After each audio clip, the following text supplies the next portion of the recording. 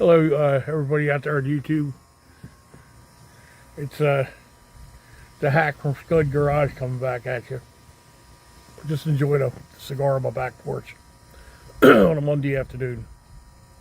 And didn't start out as a good Monday today. I was driving to work, took the Galaxie to work, because I like to drive that to work every once in a while. And got rear-ended. Damage doesn't look too bad from a distance, but we're going to take a closer look at it.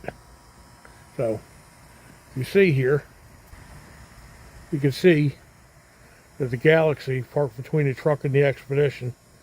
It looks a little bit twanged. You can see the little dents on the rear quarter there. Maybe the bumper doesn't look quite right, but it's not horrible. You know, so let's take a closer look and see what we got.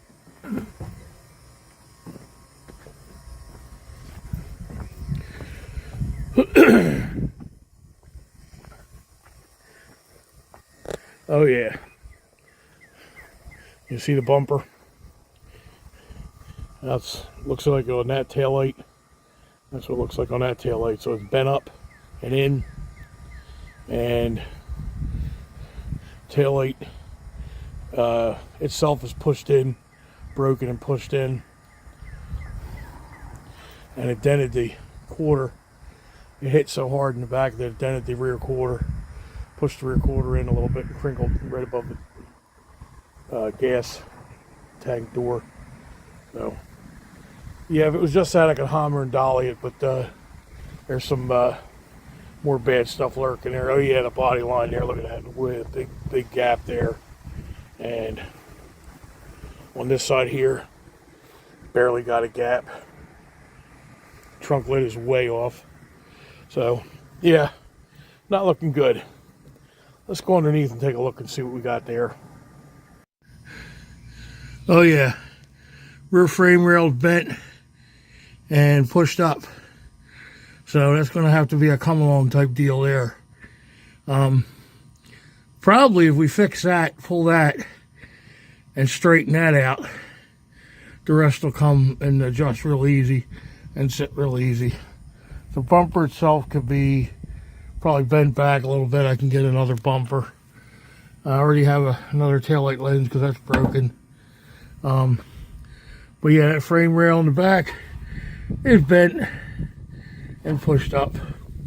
So this is the other one on the other side. That's what it's supposed to look like. Nice and straight, that is. That's what it's supposed to look like. Anyway, two bolts on each side. Take off that bumper, and yeah, 2 bolts on each side. Take off the bumper. Put a come along and straighten out that frame. Remount that bumper, and we'll be good to go. Hammer and dolly that trunk out, and that'll do it. I'm sure we could do that. So anyway, we got our work cut out for us.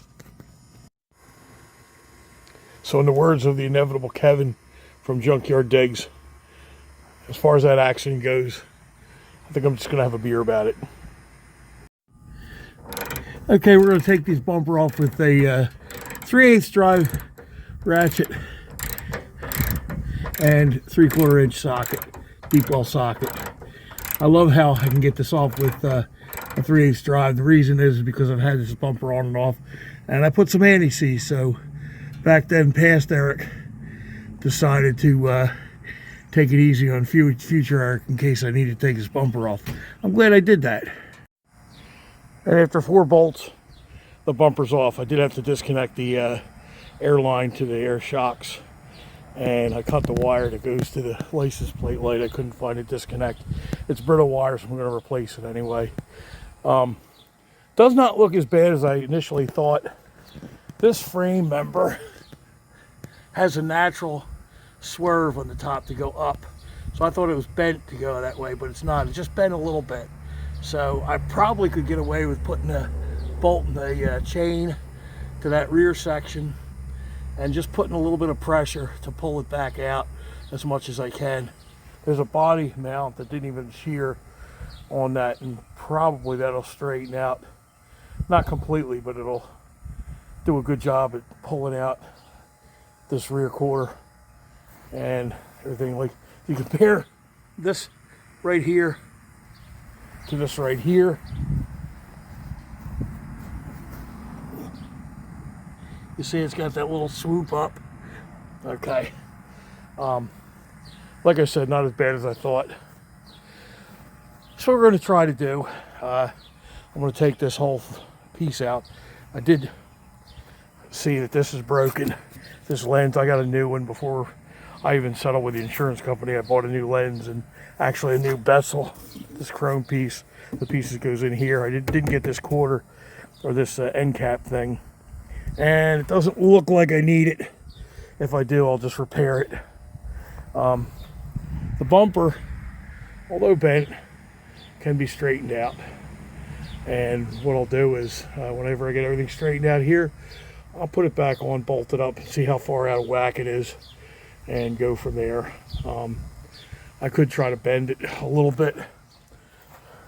Yeah, it's twanged right here.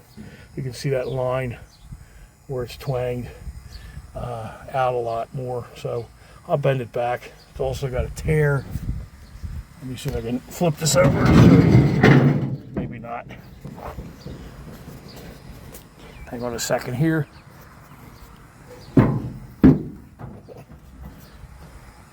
Yeah, right there. It's got a tear in it. So it was pushed and it's kind of twanged out a little bit. So it's got to be this part here. Let me show you. This part here has to be pushed back in a little bit, but all in due time.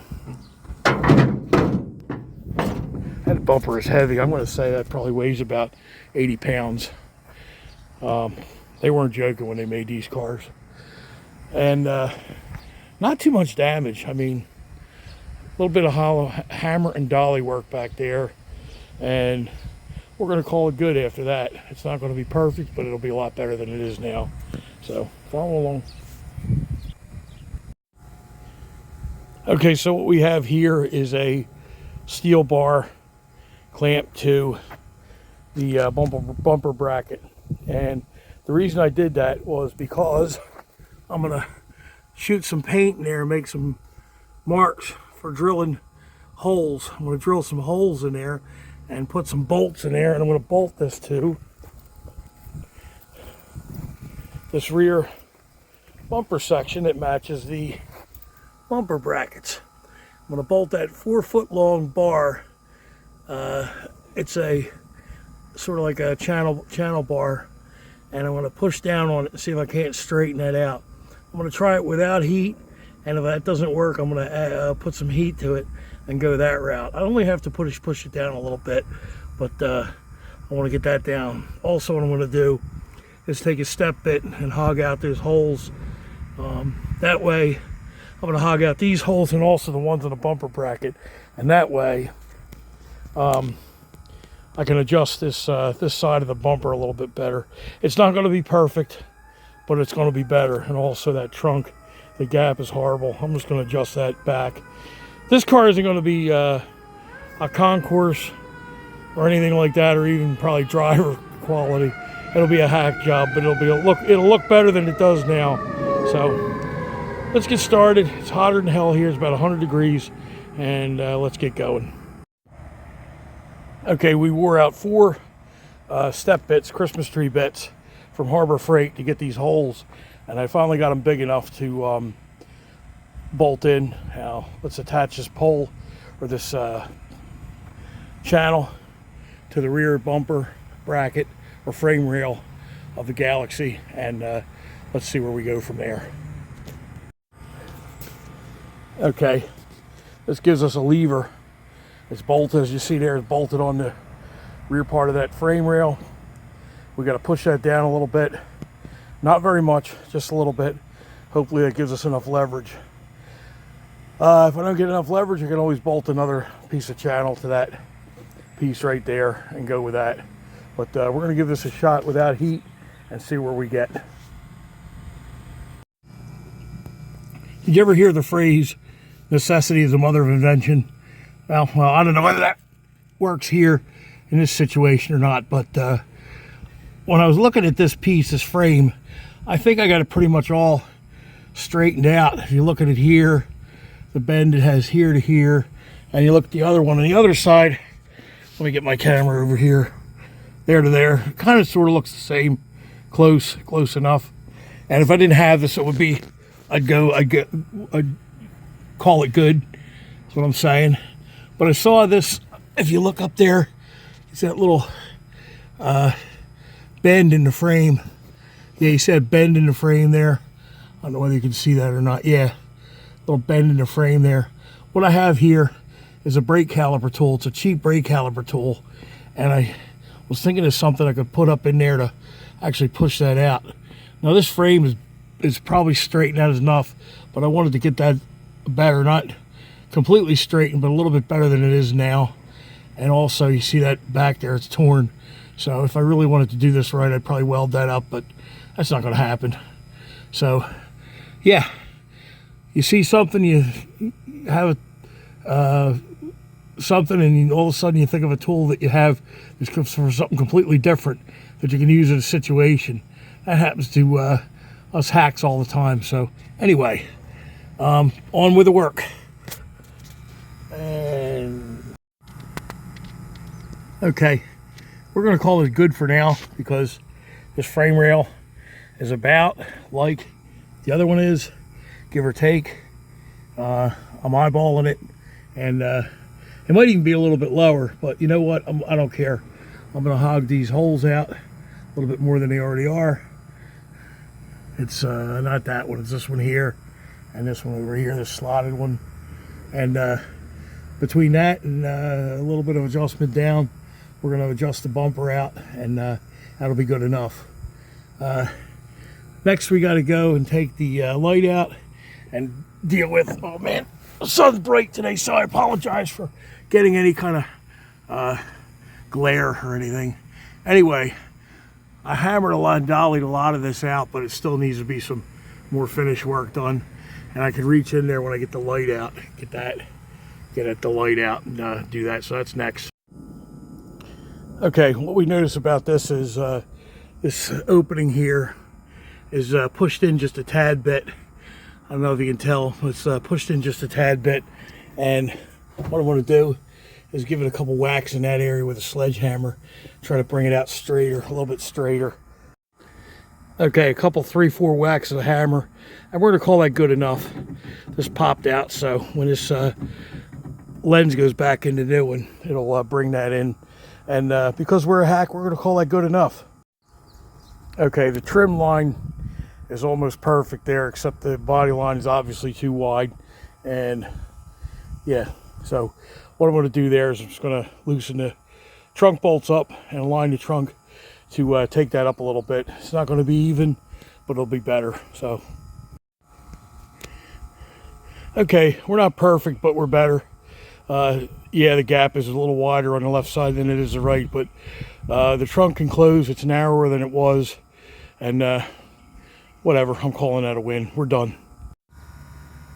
Okay, we get the taillight in, everything in. The trunk gap is better. The frame rail has been back about where it was, give or take. And everything looks good in this area here so far. As good as it's going to get, per se. Got a little bit of hammer and dolly work to do on this side over here, but we're going to wait until we get the bumper on, and that's going to be last.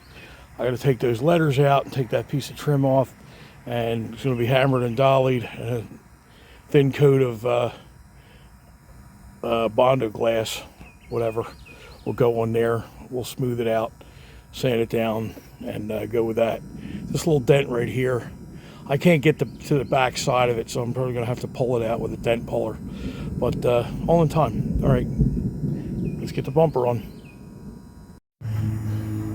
Okay, before we address the bumper, or put the bumper back, I have to address this license plate light.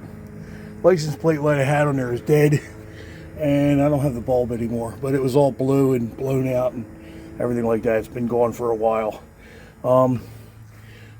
Because I'm a hack, I cut it when I took the bumper off. So I use these connectors here. These are way better than those dry connectors, or the scotch clips, or whatever you want to call them. These connectors right here, I don't know whether you can see them or not, but these are the ones you use, and they have that little, hang on a second here, let me, okay, maybe you can see it a little better there. There you go. Focus. Focus, focus. Okay, anyway, these here are those ones that are, what you do is you take and put heat on them. There you go. You put heat on them, and they have that little metal or little solder joint in there. So you put the wire in, the strip wire in there, and you connect them up, and you put them right under that solder joint there. Yeah, solder joint there. And you heat it all up, and these blue bands seal, give you a watertight seal, and they're really strong too. I did that, and I had this bulb laying around, so I didn't have a lot of hope that it would work, but I figured I'd put it in anyway because I don't have any others, and you see, it works. So I need a good ground. That's all it is. So we're going to get a good ground, get that squared away before we get our bumper in, and yeah, fish that through, and I'll have a license plate right now. Okay, we're standing about 15 feet away, and from 15 feet it don't look too bad. Bumper's on, everything's bolted up and ready to go. One thing I didn't do that I wish I might have did was straighten out the bumper a little bit more, because it's twanged on this one side over here.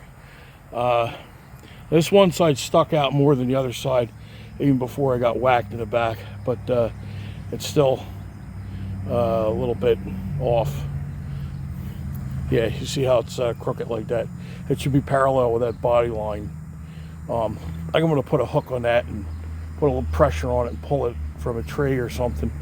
Nothing ridiculous, I'm just maybe make it a little better. But for now, we're going to call this good. It wasn't much of a rear end collision, but it was enough to annoy me, and now it's drivable, and I'll call it good. So there you have it, done. Have a great day, and see you later. God bless everyone. Okay, I forgot to show you, the lights all work, and the trunk before had to do a little shimmy to the side to get it to shut, and you had to slam it, and now got it open there. I adjusted the trunk out so that basically just shut it, it shuts normal, no problem. So all in all, that's a win. See you later, have a good day, God bless.